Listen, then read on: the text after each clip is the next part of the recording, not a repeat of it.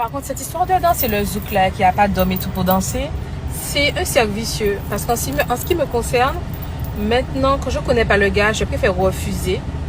Voilà, c'est un cercle vicieux parce que finalement on refuse, il ne demande pas. Tout le monde est coupable. Qui de l'œuf a fait la poule. Quoi qu'il en soit, je préfère refuser parce que j'étais déçue les rares fois où on m'a proposé à danser. J'étais déçue. Les gars ne savent plus danser. Les jeunes, là, ils savent plus danser. Il y a que les gars de ma génération et plus haut qui savent danser, j'ai remarqué. C'est triste, hein?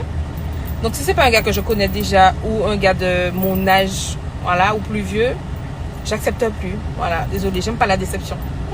Alors nous sommes sur un témoignage assez intéressant de cette jeune femme en fait que j'ai voulu partager avec vous pour cette réaction Legba Direct. Je trouve que c'est intéressant parce que ça traite d'un sujet aujourd'hui qui est très important dans notre société, dans notre milieu, dans notre culture. Aujourd'hui, dans la culture afro-antillaise, le zouk était au cœur de nos soirées, au cœur de nos ambiances.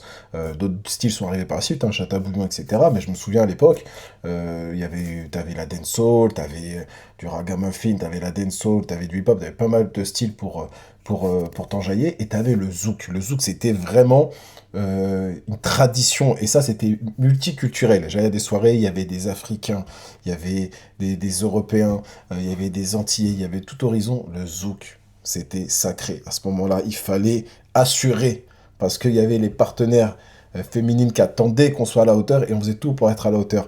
Maintenant, j'ai remarqué que la génération aujourd'hui, c'est générationnel, la génération d'aujourd'hui met ça de côté. En fait, maintenant, c'est le zouk, c'est sous-estimé. En fait, on a vu que le compas a pris beaucoup d'ampleur, c'est devenu à la mode, en fait. Hein. Le compas est clairement devenu à la mode. À l'époque, certaines personnes dénigraient même le compas, et aujourd'hui, brandissent le drapeau du compas en disant, regardez, j'écoute comme tout le monde, je suis dans la hype. C'est bien pour la musique, hein, c'est bien pour la culture haïtienne et c'est très bien pour la musique.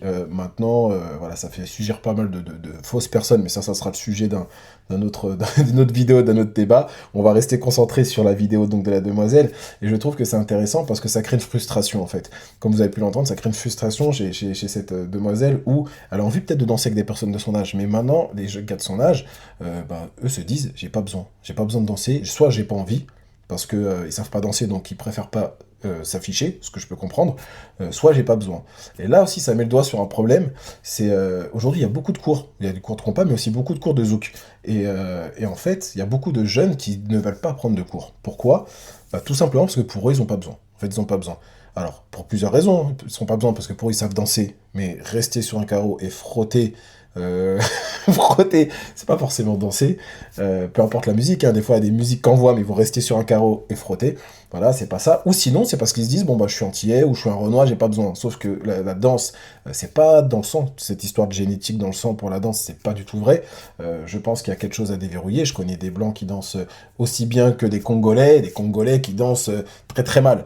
Ça a rien à voir, en fait, pour moi, au niveau de la couleur de peau ou de l'origine. Il faut juste pouvoir aimer la musique, aimer la danse, et après déverrouiller des choses, c'est ce qui se déverrouille. Et ça passe par les cours. Donc moi j'invite tous ces jeunes hommes de cette génération, si vous êtes plus à l'aise, il y a des cours qui sont faits, vous avez des cours, vous avez des sociales entre guillemets pour pouvoir pratiquer à l'abri des regards, pour vous entraîner pour le jour J, et là la grosse soirée elle arrive et là vous envoyez du lourd. C'est important je pense qu'à garder ce relais, ce flambeau, parce que quand elle parle des anciens, ou des gars un peu plus vieux. Moi, je suis dans la catégorie, je pense, un peu plus vieux qu'elle. Mais après, il y a les anciens vraiment, qu'on peut retrouver d'ailleurs dans des boîtes, et qui assurent, hein, ils sont là, hein, les anciens, ils envoient. Et quand ces personnes-là arrêteront de sortir, et que nous-mêmes, on va vieillir, on arrêtera de sortir, qu'est-ce qui va se passer? Ça veut dire que ça sera des sessions zouk entre femmes, en fait. Il y aura plus de partenaires, il y aura plus de cavaliers. C'est pour ça que c'est important, il faut pas oublier ça, il faut pas oublier, messieurs, que le zouk c'est important, et pas mal de femmes vous attendent à ce moment-là, vous attendent sur le terrain. Donc voilà, c'était une réaction. En tout cas, je vous mettrai dans la description la page Instagram où j'ai pris cette vidéo, parce que je trouve que cette vidéo est très intéressante, et cette page propose pas mal de vidéos que je traiterai peut-être plus tard en réaction.